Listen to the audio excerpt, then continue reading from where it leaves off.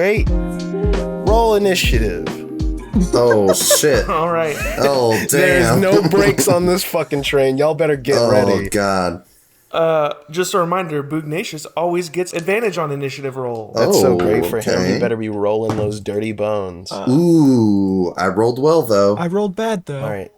We got 20 to 15. Anybody? I got a 19. Ooh. I also got a 19. Ooh. Look at me speaking too soon. You boys are doing well. All right.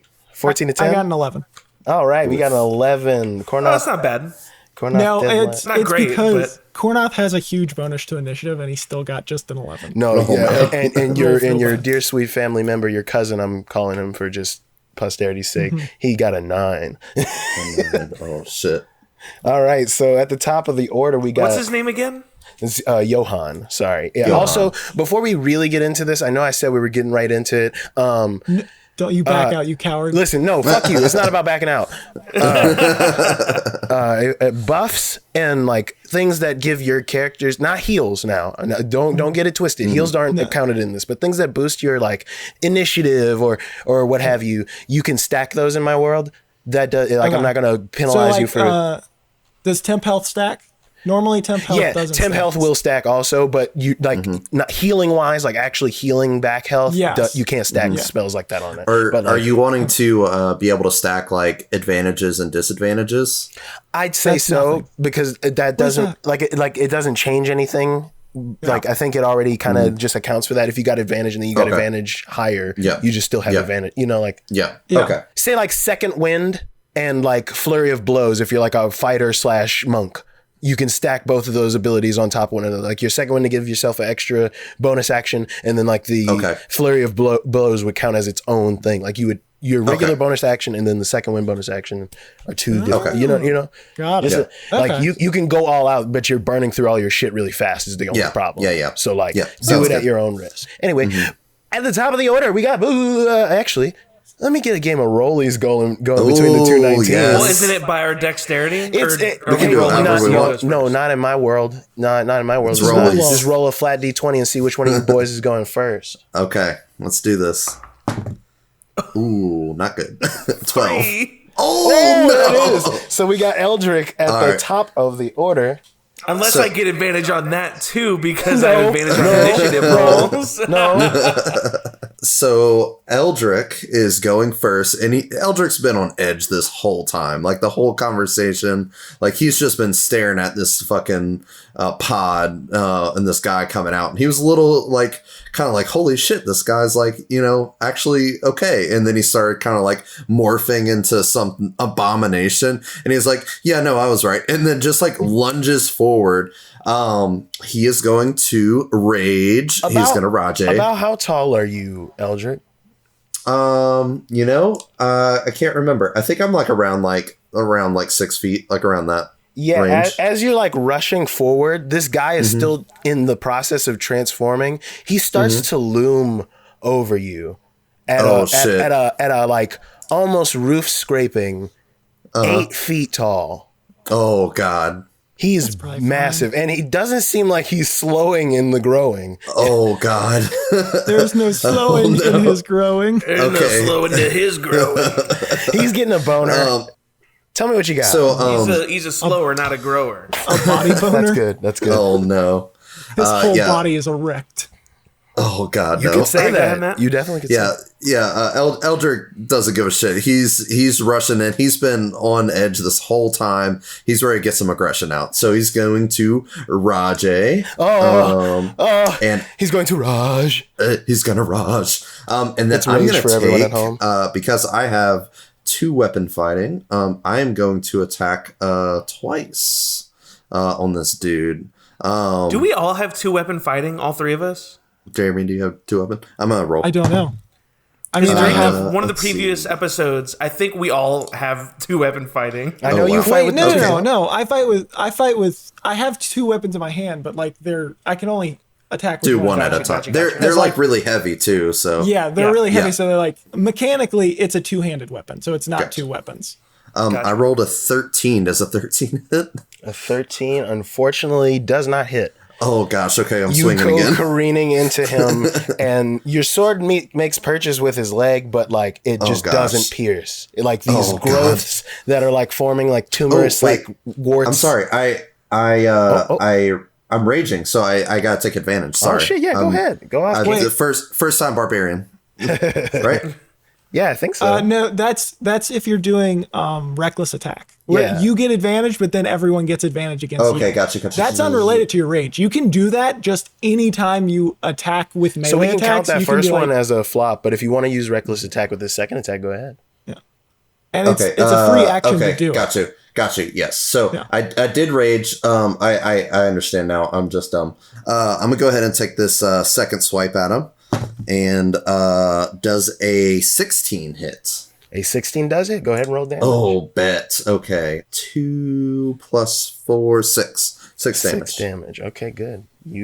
So as you kind of lean in with that first hit and it doesn't go, you kind of just like buckle down with your like gritting your heels into the floor, and you just continue forward and just cleave a big slash through its calf. Hell yes. You got this thing's attention now as it kind of turns back and just lets out a guttural in your direction. Oh god. Still with that crazy. hand, still with one hand just continually pointing at Johan. Like its mind wants to kill him, but you've pissed him off. Oh, I mean, fuck. I get Okay. it. So up next, we've got Boognacious. Boognacious. So as part of the updated Ranger, thanks, Jeremy, for letting me know that there was a difference. Yes. The Natural Explorer ability gives me advantage on my attacks if on the first round of combat if they haven't gone yet. And I also have 2 attacks, so we're saying those things apply to both, right? Yeah. I mean, they should. I mean, it's up to God. So but- I'm going to as a bonus action cast Hunter's Mark. And basically what that means, if I cast Hunter's Mark on this creature, I get an extra d6 of damage for every time I hit him. What is that? What does Hunter's Mark look like when Boognacious casts it on the big green That's a mean? good question. I think he kind of like I kind of picture Boognacious kind of like spitting a yucky substance onto him. Okay, yeah, like he kind of like Go into the kind of bug kind of. So thing. I think he kind of like you put your little 4 hands together and sort of call forth this glowing glob of internal mucus, and you spray it onto this gentleman, and he kind of looks for a second and tries to wipe it, but it smears this sort of neon color that kind of makes you all focus in and be able to find true on hitting this target. Go ahead. Oh, that's a 26. A 26 definitely hits. Yeah. And then that is 2d6 damage. I need a second d6. Oh, almost max damage. Jesus. 11. That's 15 damage. Holy shit. Yeah, you like. And then I'm going to attack him again. Wow. Yeah, go ahead. Go for the second attack. 21. 21 definitely hits. Holy shit. Oh damn. Oh, minimum damage. Oof. That's 6 damage. So 6 and 15. Damn. Okay, 21 damage. 21 damage. Yeah.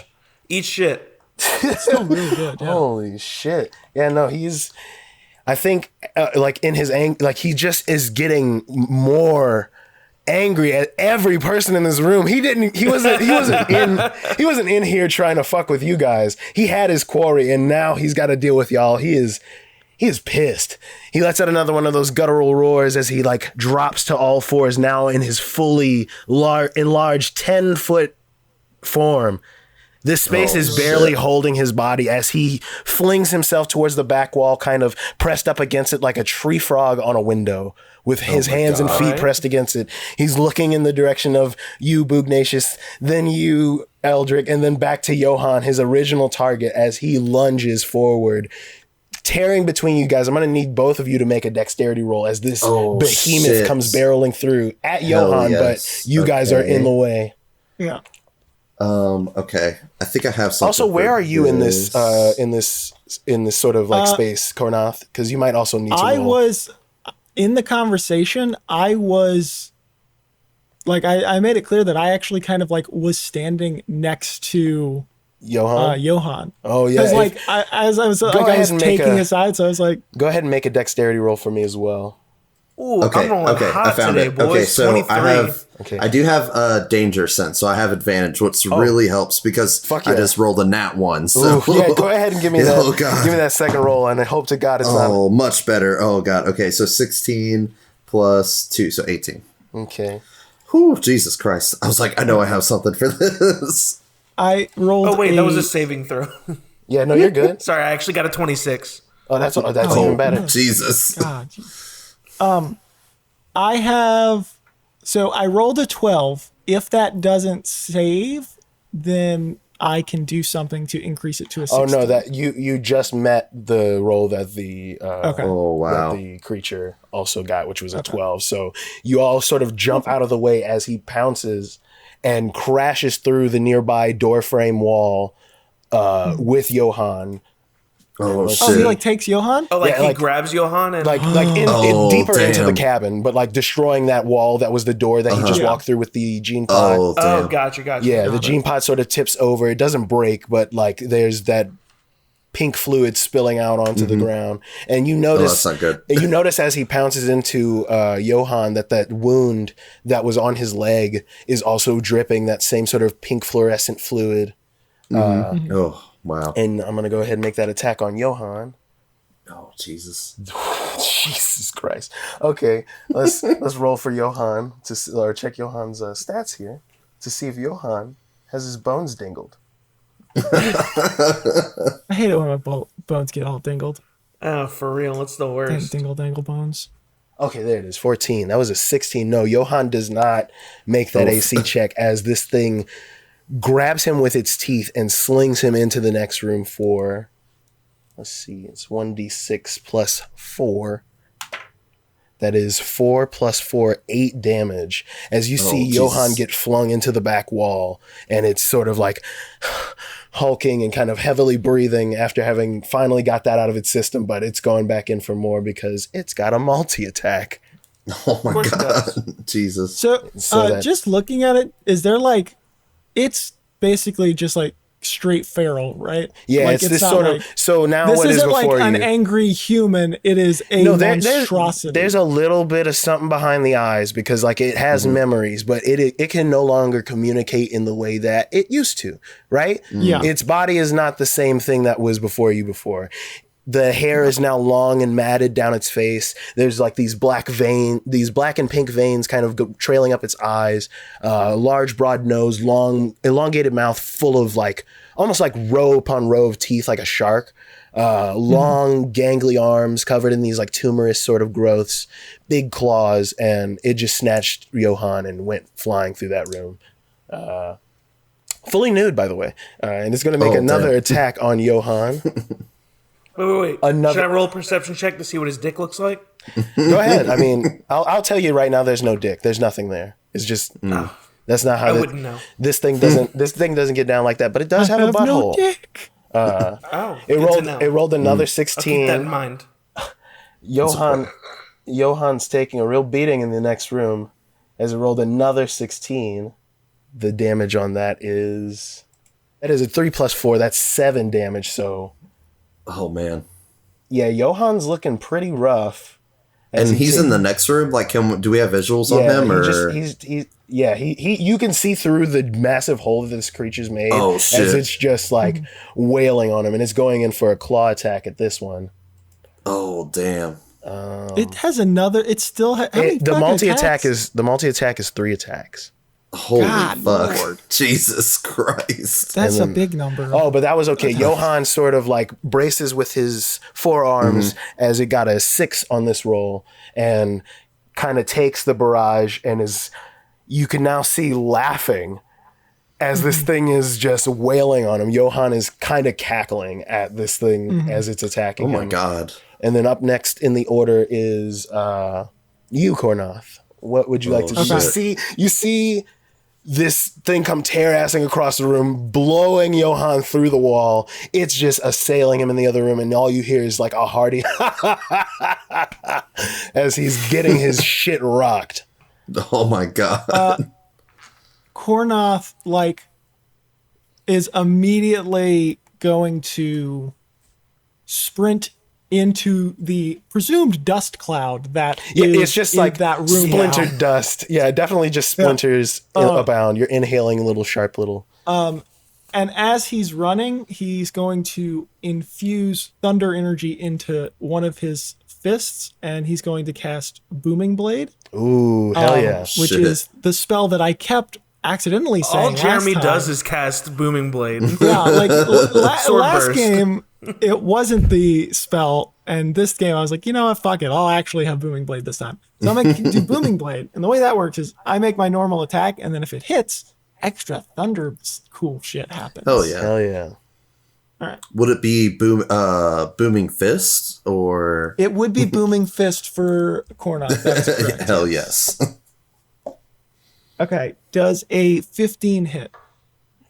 A 15? Let's see. Mm-hmm. 15 is just its armor class. That definitely hits. Go ahead. Oh man. Okay. All right. Yeah, if you make it to the number, but don't go over, the win goes to Yeah. whoever is initiative at the moment. So that means if he meets your armor class on your turn, he's going to touch you.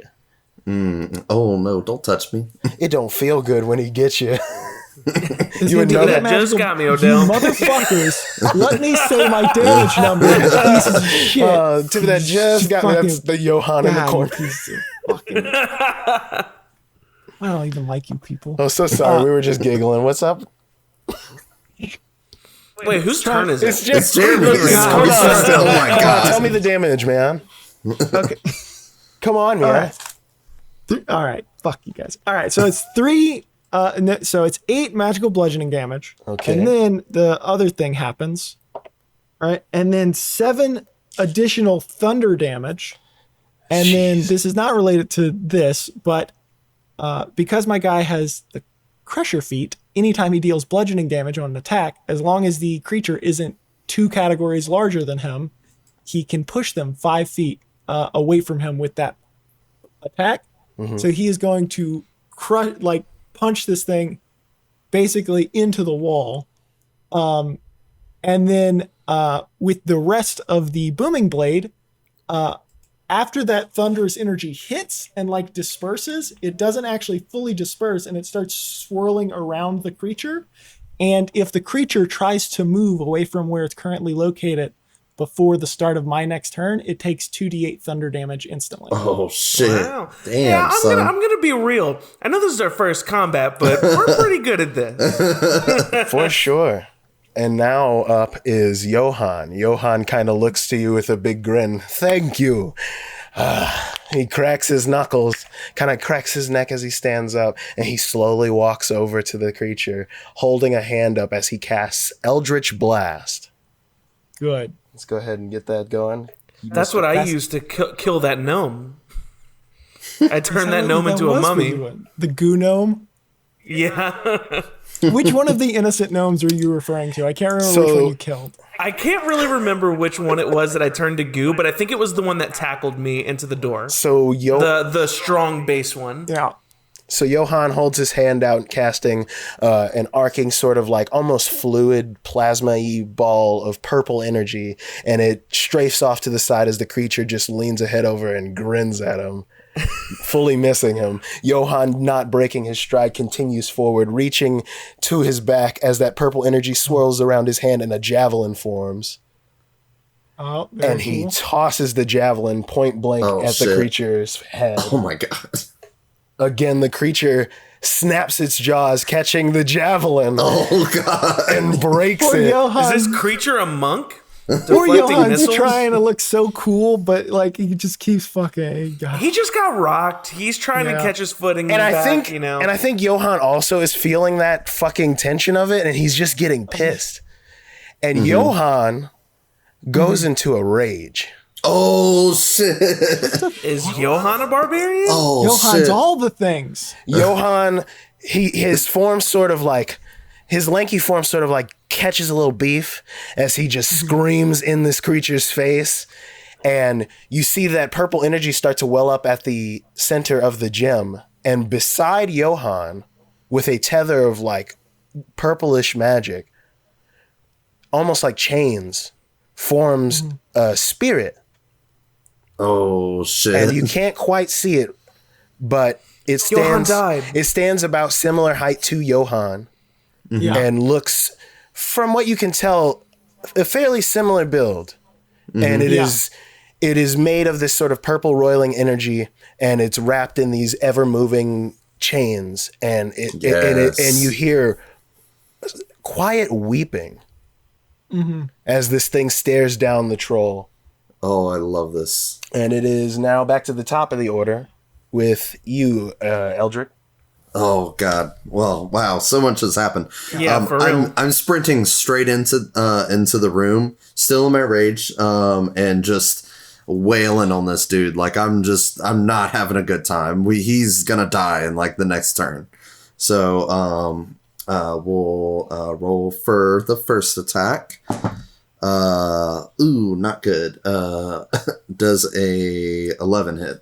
An 11 does not hit. No. Okay. So you go in for a swing again, and the creature doesn't dodge your hit. The blade just sort of, again, gets caught in between these tumorous sort of growths as it kind of is just staring down this now formed entity beside Johan. Yeah. Okay. Slightly freaked out. Not like... as a free action, would you allow me to go into Reckless? Sure. Reckless attack? Yeah. Okay. So I'm gonna make this a reckless attack. Plus 7 is 16. 16 hits, right? 16 does hit. Yeah. Let me see if I just in get case that. the 20. Yeah, go ahead and roll again. Okay, no, it was a 10. 6 plus 4. Also, I forgot to mention, so I actually get plus 2 to my attacks as well. So last round, he should have took an extra 2 damage. Oh, shit. Okay. For me being in a rage. This round, he is taking 12 damage. Nice. This thing is looking a little worse for wear. You're like, he's looking a little hurt. He's especially with the events happening as Johan's yelling in his face, and this now weeping sort of spirit entity is like towering over, like not towering over him in the sense of height, but like hovering above him like a specter looming. And the thing is kind of starting to look a little panicked. Bugnacious, go ahead with your turn if that's everything for you, Eldrick. Yes. Well, Bugnacious is hasn't revealed this yet, but Bugnacious is terrified of ghosts. So he's freaked out by whatever's going on with Johan. Oh no. But disregarding that, we're gonna go ahead and do 2 more attacks. That's a dirty 20. Ooh, okay. And we're still dealing that extra d6 of damage. That's 15 damage, almost max again. Oh shit. Then I'm gonna do the second one. Jesus. Nat 20. Oh my fucking shit. God. Hold on. You said 15 for the Damn. first hit, right? 15 for the first hit. Okay. And natural 20. Go ahead. Holy shit. Go ahead and roll that damage for me. Oh boy. Okay. 18 damage. Nice. That's some gnarly shit. Holy So fuck. that's 33 damage total. And these were all with your short swords, right? Yeah, so I think in Oh, that shit. scene of Dyson. in the scene of all this chaos and like everybody kind of showing their shit, you deftly dart between the legs of Eldrick and Kornoth, and then around, careful not to be too near that spirit, but around Johan, and you, like a tornado, just kind of open up a can of fucking whoop ass on this thing. Oh, You're shit. weaving in between the little booming blades that are floating in the air, and you're just... something's caught you. The spirit has moved you something. You are in the zone. This thing we can't let this thing leave this sort of space we're in. We've got to stop this. There's too many things on my plate, and you just unload on this thing. And it is the creature's turn. I just did almost 60 points of damage in those 2 turns. That's Oh my wild. God. Jesus Christ. I think in that moment, a couple of things happen. The creature sort of headbutts its way back out of the room, hitting the booming blade. So go ahead and roll those 2d8 for me. Yes. Oh shit. Oh, so and I apologize with Booming Blade, it's literally like thunderous wind is spiraling around. Yeah, it's yeah. not like because I'm an idiot and described Swordburst Bat or whatever. That's whatever. It's fine. In my mind, I figured it was tiny blades moving so fast they might as well be the wind. That's fair. It's 7 thunder damage. 7 thunder damage. Yeah, this thing sort of eats it and like shrugs as it like breaks its way out of the back wall, now out into the wilds proper in the little fenced in area that was off to the side of the thing. And its body starts to bubble and roil as you see some of the wounds begin to close on this creature as it regains. Let's see. Give me 1 second, sirs and madams. Hey, Kyle, just so you know, gross. Yeah, no, it's fun. I'm trying to paint a nasty picture with this. I want you You did a good job. And, Giving a lot of thought. Gross. and this creature is going to gain 13 hit points as it starts to seal up some of those wounds. And it doesn't look like great. And it looks sort of panicked as it kind of hunches down on its all fours again, which you think is about to pounce once more for an attack. And its neck starts to, like one of those anole lizards, swell and grow as it coughs out what look like 2 puffball mushrooms that peel open. And these smaller sort of like almost like mini-me-esque replicas of this thing land beside it in a sort of like defensive sort of stance in front of it. God. And they hiss a sort of low guttural growl similar to the larger one. They're about the same height as you, Bugnacious, and they start to beeline towards both you and Johan. I need you to see if does a 18 hit you, Bugnacious? Oh, yeah. All right, so you are going to take 1d6 plus 2 as this little mini creature hops onto your back and begins slashing you with its little claws in the back of the head. That is a 3 plus 2, 5 damage. And then Johan, let's see if he... Oh, it misses Johan and goes careening into the wreckage of the wall and sort of like turns back around and is hissing as it missed its mark. And Johan, and as that happens, Johan's spirit rushes towards the creature, and it takes just 1 damage as it kind of phases its way through him, and like the wailing sort of gets louder. Oh! As it this terrifying, it's some sort of weeping. Now that you kind of get a different view from it as it runs towards it, it's a Goliath. Yeah. Wrapped in these chains, and it looks in excruciating pain. And upon further detail, you recognize as one of the members of your village. Yeah. That's what I figured it was, is he was summoning an ancestral guardian. That's cool. Oh, damn. But it doesn't look jolly. It doesn't look happy to be here. It looks like it is looking for the nearest exit once this job is done. It looks not good. Emaciated a bit, kind of like the Screaming painting. Just think that, Oh, gosh. Really fucked up and horrifying. Yeah, exactly. Tyler knows. I'm so scared. I get art. And for all those out there wondering what I'm doing with this, I'm kind of reflavoring some things. So don't worry. Your precious books will stay the same. I didn't rewrite anything. But yeah, and now I'm going to add... We're in touch with Crawford or JC Crawford, whatever the damn dude's name is. I'm adding these boys to the initiative now. Oh, Gary Gygax? Okay, and... Yeah, him too. Oh, okay. Okay. Then Kornoth will deal with the closest enemies at hand, and he is going to channel magic into his gauntlet again. This time it's going to be fire magic, as he casts Green Flame Blade, or in his case, Green Flame Fist. It works similarly, but yeah, Green Flame Knuckle. You don't have to change things that I like. An 18, most definitely. Which one? Wait, are you swinging for the big creature or one of the little ones? He said the nearest by one. One of the little ones, right? Yeah, the two little ones are right next to each other. Yeah, right? they would be technically closer to you than the creature itself right now. Yeah. All right, so go ahead. You said it was a 15? 15 just hits? 18. Oh, 18. 18. Okay, yeah. 18 hits. Oh, shit. 18 definitely hits. Go ahead and roll damage on that. So he's going to take 10 bludgeoning, and then he is going to take...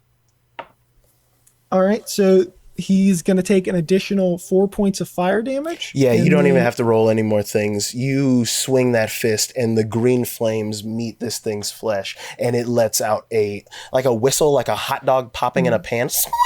And it's just guts and ash as it disintegrates. Were you attacking the one that was attacking me or the other one? So I was attacking whichever one was fucking with Johan. Yeah, the one that just missed Johan. It was like near the wreckage. But also, I actually still need to roll because Green Flame Blade's main effect isn't actually the flame it does to the person you hit. Oh. It's that if it has an ally within like 5 feet of it or whatever, the flame hits them and launches and hits the other person too. Oh, shit. And like they don't even roll, they just get hit. Yeah, good. No, that's perfect. Go ahead. Because you had the successful attack. Yeah, because you definitely... because the main attack hits. You fully one-shot this poor bastard as you collide into it with your fist, and the flame and ash fly off and hit the other creature for how much damage? It's my mod plus a d6, so it is 5 damage. It takes 5 damage. Oh, shit. Okay, so the residual sort of flame hits the creature, and it lets out another one of those like whistly pop sounds as it is not dead, but it falls off of Bugnatius's back and is sort of like patting at its mottled, yucky, tumorous flesh, trying to put the flames out. And up next now gross. is... I look down and say, "Stop, drop, and roll, bitch." You get a fucking inspiration for that. Go ahead and mark that on your character sheet. It's Johan's turn now, and Johan, having seen you do short work of that thing, is like, he's fine. My cousin's got this. No worries. He turns his attention back to the creature that's still in that sort of like pounced, ready to fucking strike position, and he puts his hand behind his back once again, and this time he forms a great sword in his hand, and with one fell swoop, he swings it down at the creature for...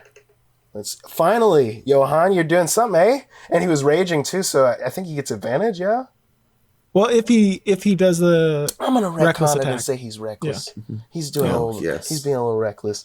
Doesn't matter. He hits him for 18. That's gonna be 2d6 plus 4. And then reckless attack, doesn't that give it extra oomph, right? No, it just gives them advantage, but then it makes everyone else have Plus advantage 2 against to them. melee damage with strength checks. So that's 9 plus 2, that's a 11. As he brings that great sword down across it, and the spirit again rushes as he does that for a... Holy shit. That's a 4. His max damage on the old D4 there. He deals 4 extra damage for a total of 15. This thing is looking rough. It is like I know I keep saying that, but like this devastating blow that Johan did as he just brings that blade down across its neck, kind of sputtering that same pink and brackish fluid out of its neck. It's like crawling back now in fear as we're back to the top of the order with the thing. I've been calling him Thing 1. No. Thing 1 rolled higher than Eldrick, and now that we're back in regular order, Thing 1 is up, and that's the one that was that survived on your back, and it's going to go ahead and rush you again. Rush you actually, Kornoth, as he tries to get you with a basic claw swipe attack. Let's see. That is does 12 hit? 12 hits? Yes, but I'm going to use my reaction to do the thing I was talking about earlier, where I can add a +2. So right now my AC is 11. I can add a +2 by calling on my magical energy from being a war mage or whatever. So basically, like a pseudo shield of magic, like right before it's about to hit, deflects the blow off. Okay, yeah, perfect. That's absolutely what happened. You kind of in a boxing almost stance bring your gauntlets up, and there's a flash of this sort of like arcane spark as it collides with the gauntlets and sort of is repelled back, and that is its turn. We're now on you, Eldrick. You see there's a tiny gremlin-looking beast thing. I don't want to name it anything specific that could be in D&D, but you know, it's a tiny little yuck monster. Can I actually ask the group a favor? Kornoth isn't saying this, which is kind of telepathically. Could we like actually just leave? Because every time we touch that big gross monster, it sounds bigger and grosser and monster. I just don't want to hear any more descriptors about that creature and its facts and all the pustules and the tumors and what is and isn't oozing. That's literally why I didn't attack it last turn, despite the fact it made more sense because I just didn't want to. Didn't want to get yuckied up. Yeah, I didn't want to get yucked up. What would you like to do? You see that thing now, like almost like cowering away from Johan. I can taste this creature, and it doesn't taste good. I'm still in a tiny rage. little nasty boy. Yeah. I'm just in a rage. I'm ready to like slice up some shit. I think as you're raging and kind of doing that, like a projector from your crystalline body, there's like aspects of the bear and of the different the elk and stuff kind of flowing above you, almost like a floating spirit as you go rushing in. These antlers kind of form above you. What are you doing? I'm rushing straight for the big guy, big bad. I'm gonna take 2 more swipes at him, both reckless. It's a 15 and a 18, so 25 should hit. Yeah, 25 definitely hits. Roll that beautiful bean footage. Yes, let's do it. 7 plus 4, that's 11 plus 2, so 13 damage. Okay. And we're going for that second swipe. And I'm just like going as fast as I can. Like I'm just hacking slashing. Like like it's technically Hey, Matt. What's that? How do you want to do this? Oh shit! Really? I want to roll again though. I'll roll again. Okay, get your full damage, but describe to me as you are just fucking going off on this thing. Okay, and then so 13 plus 7, that's 20. That should hit for another 5 damage. So it's technically like not just 2 swipes. Like I'm just like I'm taking slow swipes, and I'm literally like speeding up, and I'm just going. And like you just see like a bunch of like after image like slices start cutting him up, and he just like becomes like a just like pile of pieces. I think as this is happening, you see the aspect of like 2 elks above this scene, clashing horns and hooves as you are just you turn this thing into fucking mincemeat, and it just falls like. You know how in anime you don't see the cuts that have happened quite yet, and they're standing, and it's kind of still in that sort of crouch position, and it just falls into cubes. Yeah, and then just as a last little touch, I'll like just like huffing and puffing, like kind of like, and you start to hear the dragon come out a little bit, and I just slowly turn towards the tiny one. You know how in like early morning shots of like elk, you see them breathing when they're like have the steam coming out of their nose. That's happening as you're breathing too. The elk above you is just like. Like there's just a rage about you. That's just like they haven't seen this about your quiet character before, and like you guys see him just decimate this thing that was once like kind of a big fucking deal. Yeah, and the smaller creature sort of in it like a hot dog in a fucking pan once again, and it just pops and dies as the before we move on from combat, I'm going to I'm just going to do it. The two of you might question my motives, but I'm going to, as a bonus action, whenever a creature drops to 0 that was marked, I can shift that mark to someone else. I'm going to shift that mark over to Johan as a just in case, like as a I think Johan definitely just because I have no idea what's about to happen. Actually, this is important. Hold on, is your mark visible to other people? I don't think it is. Is it? Yeah, no, how you was guys the weren't mark getting. described? You guys weren't getting advantage. I described it in the way that he could see it, but like, I think in Hunter's mark, it's only for the person who applied the mark. Yeah, no, I thought so too, but then It says I missed I think it was like but Johan definitely is aware now as he sees this sort of like fluid leave the creature and kind of rise up his legs and up to his chest in that same sort of circular pattern, and he kind of turns to look at you. And I need all of you guys to make a perception roll. Okay. A 7. I'm just fucking gone. natural 20, baby. Oh, the shit. Damn. This is so perfect that you would see that too. 19. I think with your attention also drawn on Johan, I'd like you to roll again for disadvantage, actually. Me? Yeah, because your attention immediately, like you said, you focused on Johan. Oof. Yeah, that's 8. Okay, I think in that exchange, you and Johan are also sort of distracted. You are off the sauce, Eldrick. You're like really raring to go and you don't notice this, but you, Kornoth, noticed the little green piles that were those little things start to move and become that pink brackish fluid and flow back towards the chunks. And the chunks start to pulse and reform into a sort of pile and rise up behind Johann as his attention is now turned towards Bugnacious. And I think you weren't paying attention to it, but as it gets bigger, Bugnacious, you are noticing that there's like a shadow forming behind Johann, but his attention almost seems like, what the fuck? Like he's like taken aback at you. Do I get an action? Yeah, you definitely could. Go ahead. Okay. I'm assuming I also start to get to like see it. Yeah, you start to see the shadow beside you, but like I think you're still gone off the side. Like I think your instincts kind of kick in and you turn towards it, not knowing what. Yeah. But so as Kornoth sees this thing like beginning to form behind Johann, he is going to somewhat call upon his ancestors and their lineage and use mold earth, which allows me to basically like move a 5-foot cube of earth like 5 feet, and basically I'm going to form a wall of dirt behind Johann between the two.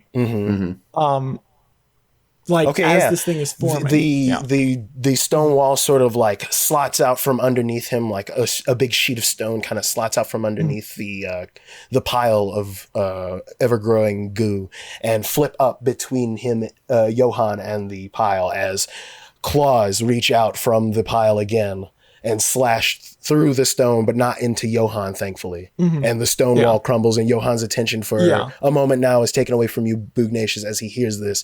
And as the wall begins to crumble, behind it is the creature again. Oh, shit. That sounds right. Oh, shit.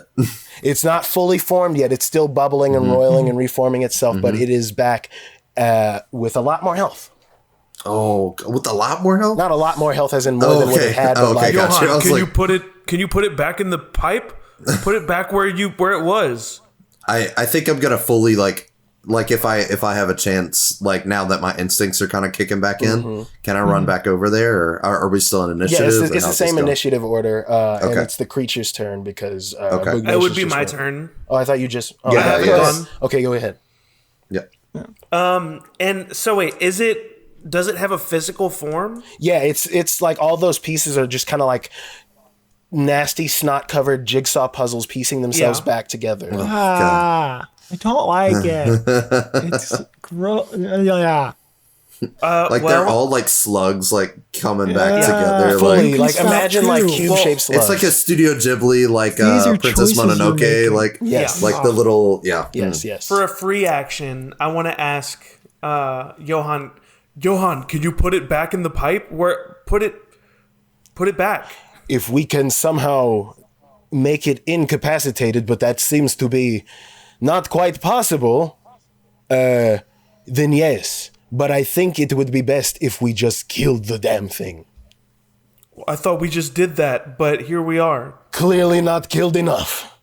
Yeah, and I'm gonna go over and swing some more swords at it. Okay. That is 15. Go ahead and roll damage. That's 7 damage. Okay. Unfortunately, it does not have the hunter's mark on it anymore. That's and fine. I'm going to do a second attack. Oh, yeah. That more hits. it gooder. 24. 24. Okay, yeah. And that's 5 damage. How would you like to do this? Oh, shit. Nice. I want to... I guess I kind of... Hearing what Johann just said... I think I want to use my 2 daggers to try to like pin it to the floor. Okay. I don't know if I could actually do that, but that's my intention. I'm stabbing down on him to try to like lock him in place. I think you, in not being in so many more chunks, but still kind of in this like sort of like Matt described, I think is a great way to put it, like almost slug-like because its legs aren't fully formed again yet. You pin it by a shoulder and in its chest, and it falls. And its breath leaves its body once again. And you can see slowly the legs are still trying to form. Johan, now. Do it. Do it now. Do it now. So I'm. Kornoth has a thing that will solve this problem. Yeah, but before you do that, let's resolve. Oh yeah, because I'm in rage. Like I'm like I'm out of my head. So I'm going to you'll just see Eldrick like sheathe his two long swords, and you just hear like a low rumbling, like. And then I will shoot radiant breath at the fucking thing. Very fucking good. And I'm hoping that this will just fuck this bad bitch up. Okay. So we're rolling for actually no, it's just a save, I think. No, so it can't save because it has 0 hit points. So go ahead and just give me that damage. Yeah, so this is 2d10. So it's a 3 and a 1. Well, you see as like a projector blasting a movie onto a screen, like light just leave Eldrick's mouth and cast over this thing's form as the roiling stops. Its flesh begins to sort of crackle and sort of almost like you've heard people who've gotten caught out in the surface as you were entering, if you could remember that far back. Yeah. They seem to petrify the outer layer of this thing as the pulsing is still there, but very minuscule, like every 15, 20 seconds. But it's significantly slowed. And you can tell that you can now move this creature without it potentially attacking you.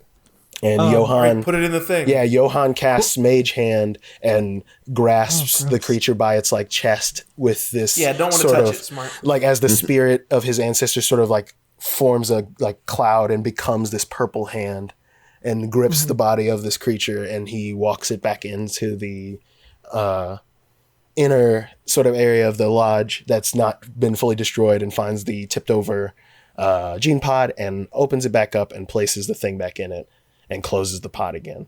And as it closes, which is kind of hard because this thing was fucking massive, he kind of really shoves it in there. He closes the pod once again, and a couple circuits kind of light up for a second, and the inner light comes on, and you can see a cycling of that like pinkish sort of brackish fluid as the creature is now suspended. The sort of petrified bits sloughing off, but the creature does not seem to be awakening itself. It seems to be reforming at a more rapid pace inside of the tube, but it is no longer conscious. I'll set the scene to kind of get things back to normal. You guys have all moved back into the destroyed interior of the sort of cabin. The creature was placed back into the pod and began to regenerate, but it did not continually grow. It sort of shrunk back down to a smaller size. Still gross looking with the mottled but it looks more like the gentleman that was previously in the pod, just like real fucked up, like kind of covered in like a moldy sort of yuck. Not good.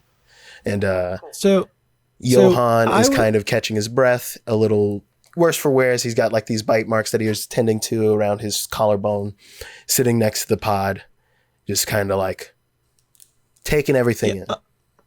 Kornoth wants to see, like, wants to try to, I don't know if it's insight, I'm assuming it's insight, maybe it's investigation, to see if like Johan was expecting it to attack him like that. Or if that's like that'd be give me an insight check. You're trying to kind of read his sort of, because I'll be honest, he's similar to y'all. He's kind of like what the fucked out a little bit. It feels like like, but it does, but you can't tell if it's an act or not. You know, I get you. The 5. He seems genuine. With that failed roll, I want to say to. I feel like no, I want to. Yeah, go ahead. You don't know it's a failed roll. I feel like I feel like he's not really hiding anything, but the emotion that is painted on his face, which is like kind of like I said, like a what the fuck? Yeah, he's just kind of like trying to piece stuff together because like clearly something went wrong. Yeah, but why? You know, and that's kind of where his mind's at, where he's just like. Sort of lost in it, and he kind of glances at the creature, and like if you guys also would look at the tube, you'll notice that like it's the gentleman again, and he kind of still has those mottled features or whatever, but like in the spots where he was like cut by your blades and stuff, where he's healed, there's like thicker, more calloused spots that seem to be in response to having been dealt slashing and bludgeoning damage. Like there's like thicker calloused plates where your fists meet flesh and things like that, or your blades emit his flesh. It was evolving mid-fight. Like it was adapting to what was going on. Jesus Christ. And I want to say something to this bitch. go ahead.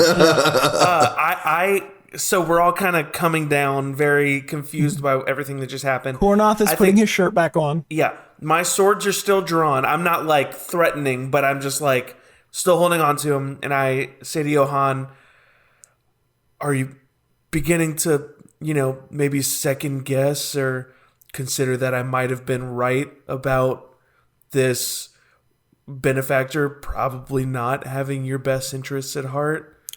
This is all very confusing, and you seem to think you have things figured out because I'm you not assume... saying I have things figured out, but I assumed that you were being lied to, like people tend to do in that kind of scenario. It seems like I was correct. That is not my experience. I feel as though... Your experience isn't that you were lied to here? No. You think that what you thought was happening was correct? Yes, After because that whole exchange? I have seen this before, not as aggressive as friend here, obviously. I've not been attacked, but I have seen him work this sort of transmutive magic to bring life to a place where there was once no life. I'm gonna stop him there. So you're telling me that these people that he's brought back before, they've kind of turned out like this? Not so aggressive, but they weren't like... Nothing like this before. This is a new But they were like mutation. not really themselves though, right? They were... No, to explain this, you would have to meet these people because they live lives. They are not mindless animals or mutants or whatever the fuck this mold creature thing is. So for the times that he's done this in the past, like you just stole this gene pipe, does he use an item like this for other people? No, this is sort of this was a experiment, as he puts it, to see if events would happen in a way that was less problematic, is the only way I can put his last few experiments. And I feel comfortable saying that experimenting on people is also pretty shady and a red flag, but go on. For sure. I think once we... For sure. I think once you die, I feel as though your body is not you. It doesn't count anymore. It's not... It's a mulligan. Him using the meat bag that is my body when I am gone has no consequence to my soul. Right? But to put my soul... Except that he's trying to bring you back... Upon but my if request. if he brings you back, but you're different, and like, let's not act like that's a black and white issue. That's a complicated. I'll That's a put it as complicated this: I've issue. never seen such a quick turnaround with this sort of ritualistic sort of experimentation. It has never happened so fast. I think that might have probably something to do with it. Rest assured, I have many, many questions as to why this has been the experience now. Like you say, it does feel a bit fishy. It does feel a bit as though it could be a setup, but to assume such is... There is an easy solution to this. Allow me time to study the device. How much time are we talking? I don't know, man. a Like couple 30 minutes, bro. Oh. All right, 30 minutes later. Okay, so I was gonna, for sure. go I think if y'all have no, qualms with it, I think Johan kind of just steps out and pulls a hand-rolled cigarette out of one of his pouches and just lights it up and is just sitting out on the front porch. Like he's I think Bugnacious does not like let the Johan door is out off of his the line of hinges. sight. No, I know. I'm just saying like Bugnacious is trained on Johan. Mm-hmm. there are no more walls to hide his actions. Yeah, no, he's literally leaning against what could easily fall at any moment. But he's just The kind remnants of a door He's frame. lost in thought. I think he's really he's really taking your words to heart that he could have definitely been duped. But I think his pride's getting in the way right now. Also, a little bit of like just genuine like what the fuck confusion of the whole thing. He was He getting sounds like every person the first time they've been wronged by the church. That's what the vibe I'm getting from it. a little bit. And I think he's I think he's more That's so pissed than funny. anything. But Kornoth, you examine the. So you're going to I'm not. I'm saying examine. I am going to be ritual casting identify twice. Okay, So twice. it's going to take 11 Okay. minutes per casting. Yeah, that's Okay. fine. With identify, you can target a creature or an object. So first, I'm going to be identifying the object, which should tell me exactly how it works magically. And then the second thing will be identifying the creature, and it should tell me all the magic that is currently affecting that creature. Okay, so for give me a roll for the gene pipe itself and the creature, and we'll just deal with them each. So the first one will be the gene pipe, and the second one All right, so I've got a 19 on the first one a 19. Okay, yeah. and an 11 on the second one. So So like, yeah, no, I got you. So for the I'll go with the 11 first. With the examining of the creature, you you pick up that it has trace sort of like energy of the previous like occupant, like the person that was the like it's a half elf kind of DNA in there, but underneath that you get a tinge of of that transmutation magic, but there's something else deeper that you've never encountered before. There's what looks like blood of some kind, some sort of like blood-like properties to this, but like deeply entrenched in the literal DNA of the blood is magic. yeah. It's a very crude, chaotic sort of like magic that is coming from this sort of like faint blood situation, but that magic is strewn throughout the entirety of these growths and mold like protrusions and stuff that is on the new creature that is before you, that's no longer the half elf that was there. And you don't recognize it as like you recognize it maybe, I would say, through just like encounters from your tribe, but not this specific thing. This is something different. You've seen something similar in the mountains. Trolls. They existed before everything went down, but they're not a smart people. They're not. Some live in caves, so some are definitely bound to be down here. But this seems to be a cross pollination of what you could only ascertain as troll and mold, a mold troll. Okay. Interesting. Okay. Very cool. And then for what's the other roll again? I'm so sorry. So the 19 was for 19, like right. basically. So the other one was 19 for the device itself. Yeah, the 19 for the device itself. You can see it looks like a more, not haphazard, but like there's some creative liberties taken to the like design now of the gene pipe. Like your dossier has the original sort of idea, but this seems to be improved upon in a different way.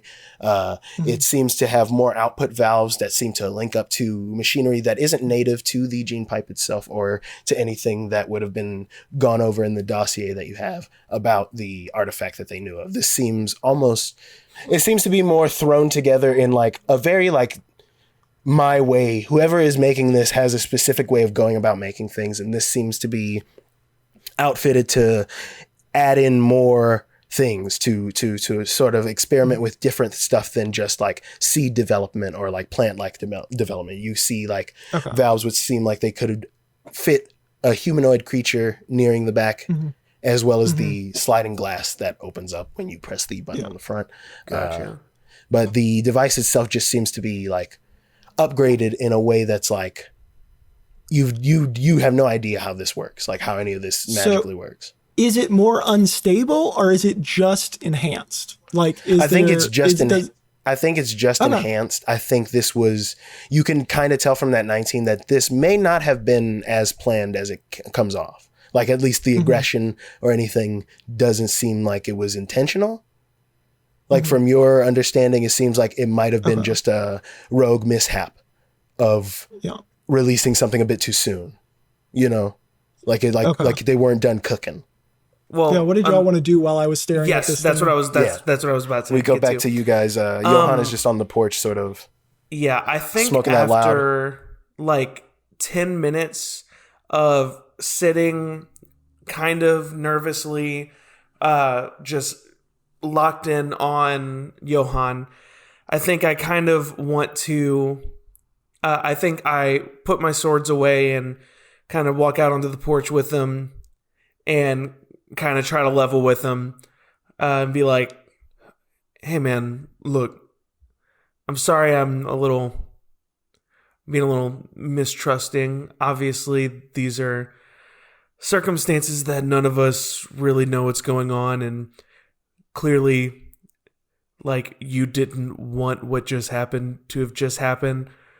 So I think we're all kind of in the dark on this, and I think it's not helpful that I'm being so abrasive. So I'm going to try to drop that so we can all figure out what the hell's going on.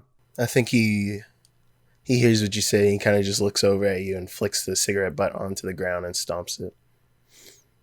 Rest assured, you should not trust me. You don't know me. That is not wrong of you to have been sort of wary. But I too am letting my pride get the best of me. And while I have my own goals and ulterior motives, it is only for the progress of my people. I do not care about this Siegfried and his job or what he is doing until he pays me and gives me what he has promised. That is as much as I care. But to endanger me in this way without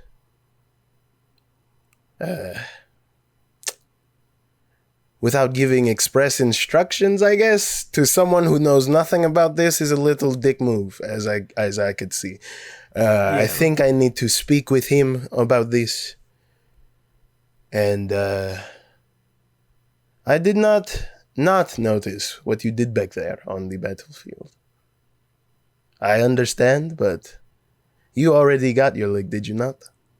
And he lifts, and he sort of like turns to the side because he's got sleeveless robes, and he shows the wrapped bandage over his like crazy mandala tattooed arm, and he just kind of gives you a wink.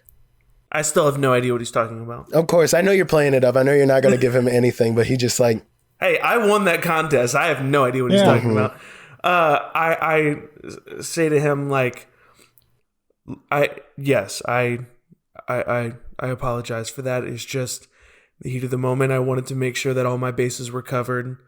I was not planning on combat or some sort of violence erupting between us unless for some reason you decided to. Well, I can tell you this, my friend. If we are in battle with Creature and it is fighting all of us and you decide to target me again, keep those swords drawn. And Creature was dead. Also, my sword. And he walks back out. He walks out of the room before you make any of that comment.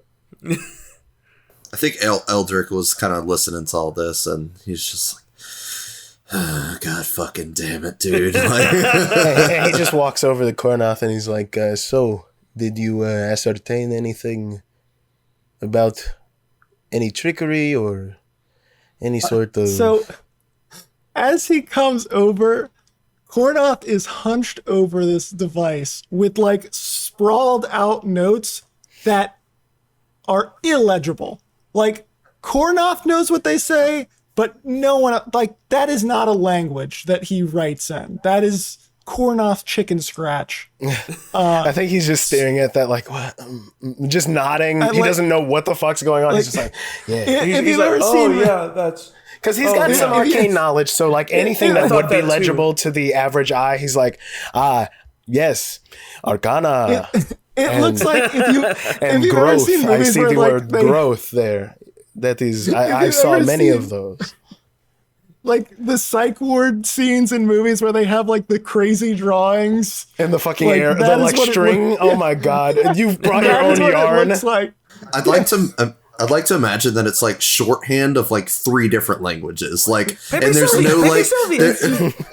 I got boxes full of absolutely Pepe. Yes, I love that. But basically, like as soon as Full of Pepe. as soon as he said that, Kornoth like jumps up like he was surprised to see him, and like he's got his human-sized glasses that don't quite fit his face on him. I think he smirks at that like you can see he's definitely fighting back, calling you a fucking nerd. It's like, I have discovered a lot, and also a war crime, I think. I'm not sure. A magical crime, a crime possibly, an ethics violation for sure. I do not think this was intentional, but it was very foolish. Impressively foolish, but foolish. It appears that whoever manipulated this, it sounds like it was Joel Benefactor, modified the device to allow for not just plant hybridization within the plant system, but actually integration within both creature and plant life. And basically he made, they made 1 part moss, 1 part troll, and 1 part that half-elf you murked, and put all that into 1 creature, and I don't think I need to explain to anyone how that would go as this went, because that's a whole lot of like different genres of thing that exists in 1 body. So the thing that happened now is completely understandable. I don't think it was a targeted attack, but it was aggressively reckless. That does Impressively indeed reckless. sound like the work of Mr. Siegfried. He's I don't think how I you shouldn't need to clarify say this. not. Don't open that again. He's got a. He's not all there when it comes to getting lost in his own ideals. It's actually quite funny to watch him do some of this stuff. Funny in like a I shouldn't be laughing, but I'm laughing because I'm scared kind of way. And I think Eldrick just whispers, another red flag. Yeah. listen, This feels like very, very, very, and maybe a few more varies dangerous in the hands of a potential dangerous person. Here is my issue where I said it may be a war crime, because like just making gross homunculus, like that's just a Tuesday. Come on. But Oh the yeah, for issue sure. is Oh yeah. the issue is it wasn't just that it was the half-elf's DNA in there. It had his memories.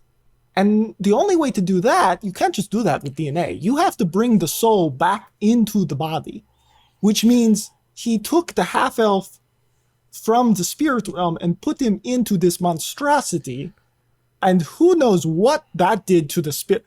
Spiritual stuff is not my realm. That's like a cleric's realm. But that might also. I think I am now understanding how I come into play. And he taps the gem. He did not have a way of accessing this until he experimented on the gem.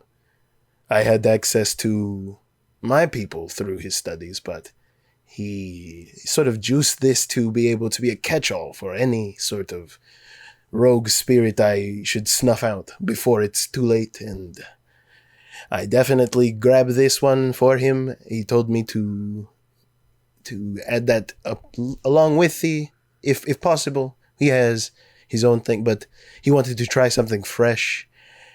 I did. And you didn't suspect that this man was into shady dealings. No, Like, listen. You thought that he had your best interests at No, heart. no. I knew this was a bit darker for me, but the price he put on this one action to just do what I do and then hold the gem over the corpse and bada boom. I do no work here. It just like eating spaghetti. It goes So right earlier you lied in that you knew that it wasn't just the body after they passed on. You knew that you were also capturing the soul. I did not know what the soul was for, but yes, I did lie. Did I not tell you I'm a liar? I forget. No, that's fair. I just want to make I feel sure like I made that everyone. very clear since I have been here that I am not I to just be want trusted. to make sure that we all know that, like. No, but now that the information was pertinent, I thought now it would be nice to start to play certain cards from the hand, if you will. I will admit that is as far as I know, and you can inside check me on that for sure. However, I did not know that this was where the soul was going. You know, many bad guys have soul for different reasons. I work for Lich. He has soul just to put in a different object and hide somewhere. I work for this other guy. He wants souls for soul food. I told him that's not quite how that works, but he still say, you know, just meet with my dealer. He's a soul guy. He's got it. And he gave him orb and I give him to him. Different person needs soul for different reason. Right? I just want to call attention to how great Kyle's Russian accent is. Yes, I it's love so it. good. Like I keep accidentally finding myself angry at you, and then having to be like, "No, wait, this is just this character he's playing." Just because you are very perfectly.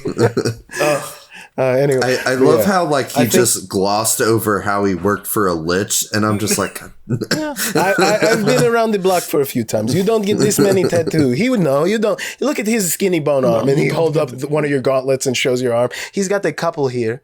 Look at this. Yeah. These are spirals within spirals, my friend. I have killed many people for less than what I am being offered now. Do you understand I'm a bad guy? I'm not a good guy. So working for him is kind of like, oh yeah, of course. But I did not know how far his machinations were sort of going, and so what's our next move? Yeah, I was gonna say, speaking of where things are going, where are we going? I think I need to make a bit of a return to sender with this to Siegfried and ask a lot of questions. And if you are willing to accompany me, I'm gonna be honest. I don't think it's in our best interest if that goes back to him. No, what could he do worse than what he's already? I don't think you could actually make this machine the more gross and deadly. I'm all for giving you guys this back. Don't care about the object. I don't want to open that ever again. No, that's I have zero interest in opening these. Listen, I'm kind of with Eldrick. If we bring this to Siegfried, then the next logical step is that he's going to open it and then put more things inside of it and bring more creatures out. Because I can't think of a whole lot of other reasons that this guy is going to send you on a crazy mission to... So, cousin, yes, very smart man. My thought is, we bring this back. Siegfried maybe not going so well with the conversation about it, not really hearing us out. He is old, frail man. We break his bones. We have a laboratory for smart cousin to not follow in his footsteps by any stretch of imagination, but help to sort of facilitate what I need without talking to him anymore if it is the case to be killing him. I've double-crossed a lot of people. Not to, sorry. I know how that sounds. I know how that sounds, but I quite literally have skin in game, as he points at Kornoth. I am anything but kind to those who are of my family. This is not what I wanted. This gem, I wanted that. I did not want purple, scary, crying ghosts. That's not cool. I wanted my family to help me come back, make family again. You know, like, that was the whole point. I show him this, he make it all scary and crazy instead of making the people because he doesn't have the parts. That's where I come in. I get the things to make the parts. He does this experiment. It go crazy. I did not know it go crazy. I am sorry about that part. But we stop him, we fix it, make it not crazy. Maybe there's a chance of bringing my people back. All I'm saying is, if his intentions are, not in our best interest, which, I'm not much I'll be for honest, percentages, I don't think but he gives... probably 99% sure his interests aren't. I don't think he cares. I don't think he needs it. I'm just going to stop you two. I feel like at least my read on his benefactor, and you can correct me if I'm wrong. Obviously, you would know. This is less evil villain and more mad scientist kind of thing. Yes, he doesn't give two shits about any of us. No, I think you're misunderstanding what Eldrick is trying to say. And I think the against our best interest is him potentially like building an army of disgusting. Yes. So this is where my idea comes in. We beat old man to death. Yes, I mean that part of it sounds okay to me, but you're describing why we should. Okay, we're not bringing it and then handing it to him. No, not at all. No, but we are bringing it to him. Yes, I think but we are not showing handing with it it. over. I see no flaws in this plan. Listen, Let's bring him the weapon and then beat up the big boss because it's that easy. I think we should got a put this big, in strong safeguarding. guy. it is four of us, and at most 1, 2, 3, 4, 5. Did you really have to count? About 5. So we're only down by one man. If we really get dire straits, we open case, we run. We open case, we run. They deal with that. We come back clean up like vultures. Yeah, I should make it. That was a very good analogy. Right. No, but right. I do want to make it clear. I've studied this device and I've studied the creature. Like, it didn't behave mad like it was being controlled. It's mad because it's an abomination unto reality itself. Like, it went crazy because it is crazy and it can't not be crazy. Probably a lot of conflicting concepts up here. Yeah, you open it up in the quote-unquote boss room with the scary mad scientist who did it. It's going to eat scary mad scientist because it's a crazy thing. He has a very good point. Exist. I don't think I would like to exist in the hell that is booger skin. I don't. Yeah, it is a crime against nature. It's a crime against nature. It's not like we're not going to click the button and then he has now army of these things. Johan will say it. It's yucky. It's very yucky. It's gross. It's very gross. It's not good. Look, like spiritually gross too. All I'm saying is, admittedly, if we click the button, we would be putting the spirit back into the body, which would make us accountable. I think to the we should put it in safekeeping somewhere. I tell you what. Maybe this is where we part ways. This is above what I am asking for. I'll say I got beat up because look at me, I did. You guys take this back to your people. Don't mention me at all. Please, God, don't mention me. You can mention Siegfried all you want. Go ahead, drop his name. But me, listen, I skedaddle. I let you have it. I don't care. I go tell him bad news. We're getting to the point where I don't feel good about.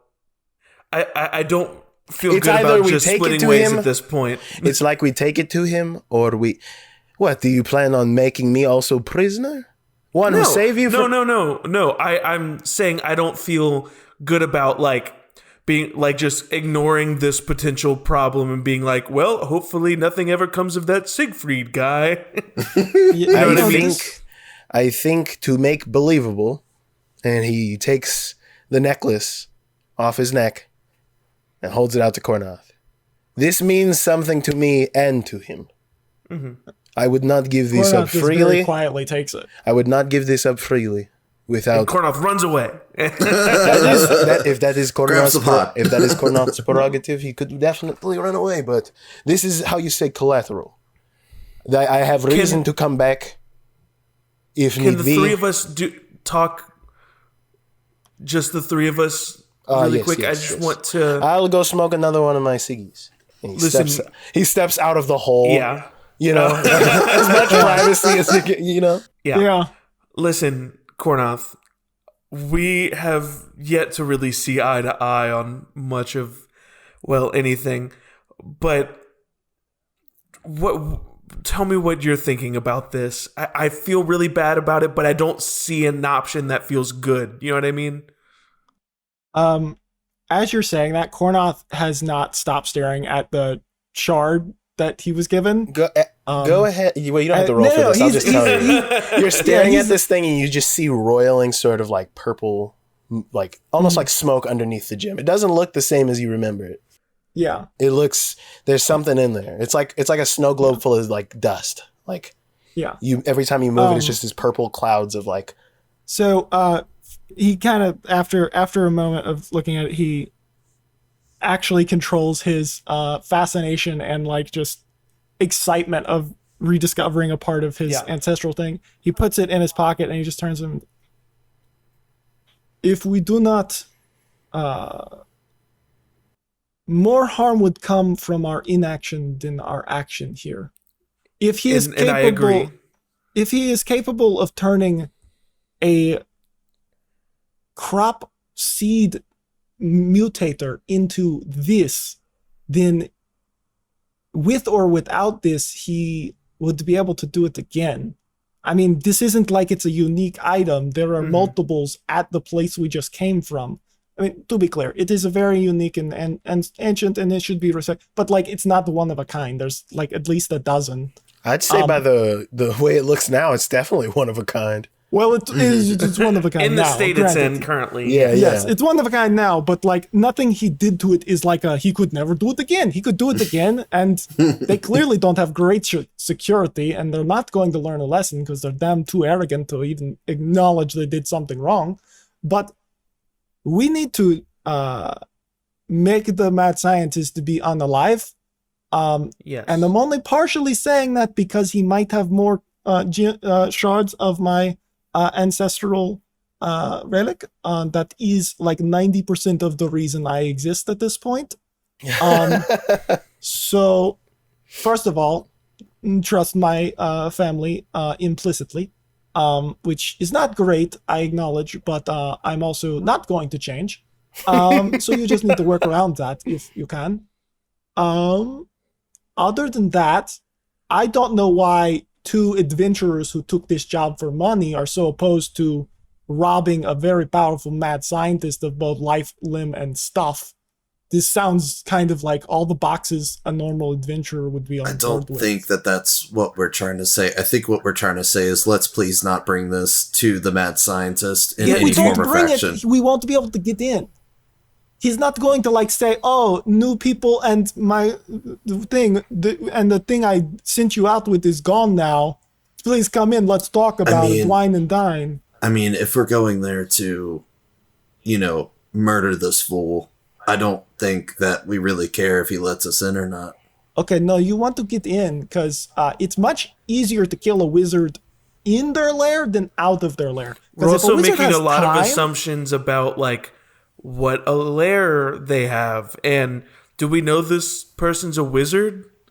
I mean, we could just ask, what's his face? Listen, I recognize we can't. I just wanted to discuss all of these details, just the three of us. You're correct. A wizard may be the wrong word here. He is clearly knowledge. He's more versed than I am in the arcane arts. Perhaps an artificer? My lips are sealed, baby. I know. Looking at Kyle's screen to see if he is. Yeah, looking at the glare of the window. Can I roll insight on Kyle to see? Yeah. Go ahead. I'll be honest. My wisdom's real low. Did you just roll insight on God? No, you're right. Probably artificer. But if that's the case, then the odds of traps and bombs actually go up, not down. So we're clear. Which means we want to get in his inner sanctum without having to deal with that, because you don't want to give a strong magic user time to make a base, because they can make like an apocalypse basically. Johan at this point walks back over and has been scrawling with a piece of like burnt charcoal-y like rubble from this fucking fight y'all have just been in, and he's drawn a very crude map, like very crudely drawn map of like the layout through the wilds down to the lower levels that you would have to take to get to Siegfried's base of operations, you would assume. He just writes an S and a B in this area as he kind of cuts through. He's like, this is best approximation. I no longer have beetles, so it'll take probably longer time, but in the event that you decide maybe you don't want to bring Abomination back to a highly populated city, this is where you could go instead. And he hands you guys this. Listen, Johan, after a little bit of talking, I don't feel good about it, but I don't really feel good about any of this. I think I'm with you two. Am I a bad person? I feel fucking great about this. Wait, I'm you so mean excited. you want to go? You want to Yeah, meet let's this go. man? Yes, finally, yes. Yes. Hold on, to be clear, Johan, you knew I was on board, right? I want to. Me and you. I think we should potentially murder this person but I'm going solely based off of what little information I have and purely assumptions. I need you to understand that this is merely a quest of this quest now that we go on is a quest of pride for me. I want to hurt him because of what he has done here. It has no consequence as to what he's promised before or after. He tried to he almost snuffed me out without even thinking about that being a possibility. Yes. There is literally 2 of us left, and he almost killed one. After he almost promising me this, so like us, obviously, he's not necessarily going to be a man of his word if he finds this to be a greater venture, and he doesn't have to pay me because the work is done. So the way I see it, if he decides to double cross me, I'd rather he do it in my face so that I could punch his. So the question I have for you, Johan, is: do you want us to come with you or right behind you? I mean, technically, I don't think it matters. The 4 members that I was with are back at the base, so it's not like he's expecting me to be coming with 4 people. But I think in the event of us getting closer to the base, we will have already been seen whether or not we want to. I don't know that stealth is necessary other than to hide from the dangers of the lower levels. But once we get to his base, things should be fine. Okay, and then there's one last thing. I just really want to make sure, as long as I don't touch this button, and he holds up the thing. With, I think Johan immediately is like, no.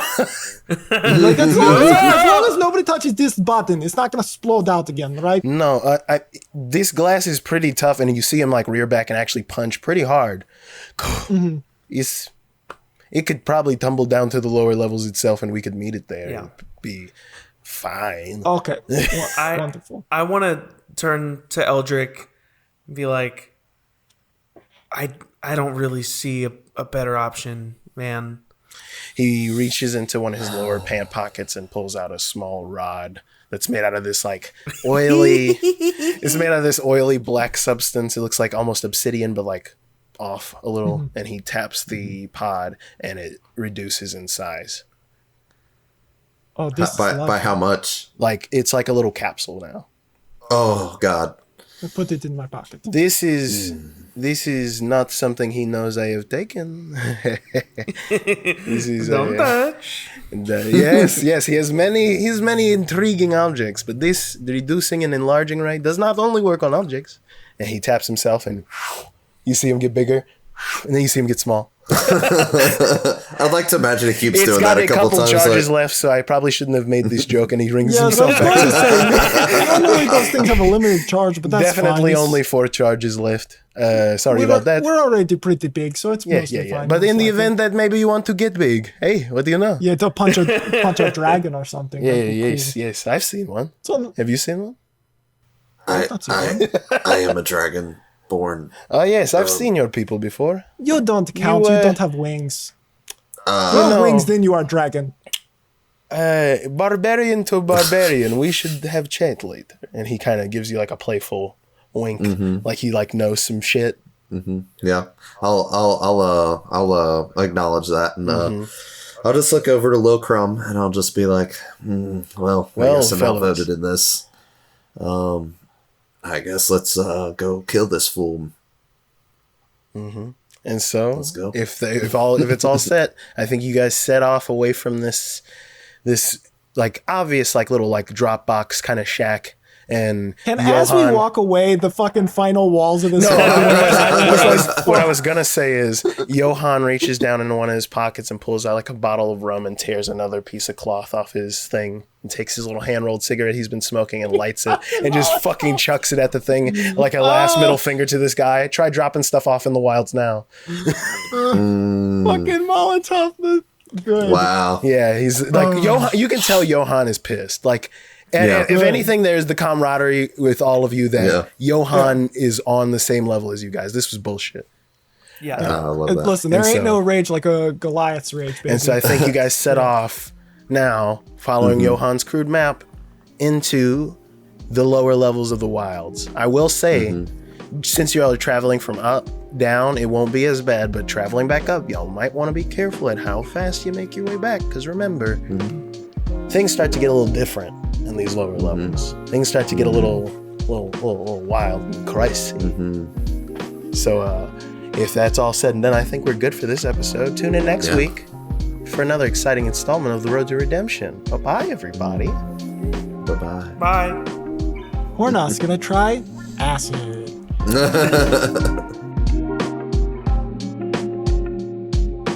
That was pretty crazy how that giant booger jumped out of the denim pipe and started attacking our heroes.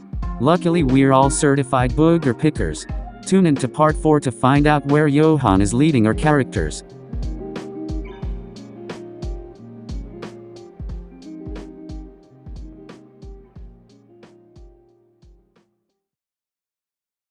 Remember when the guys made fun of Tyler for using too much yucky slime and goo?